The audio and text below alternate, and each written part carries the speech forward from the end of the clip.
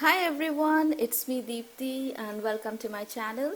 In today's video, I would like to share the process of making simple, pretty and elegant cards using CrafTangles Watercolor Floral element pack.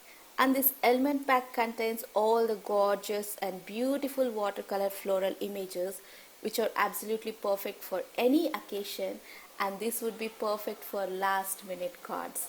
So I hope you'll enjoy the card making process, and if you have any doubts, kindly leave me a comment below, and please do support me by subscribing to my YouTube channel. Thank you so much for watching. Take care and I'll see you next time. Bye bye.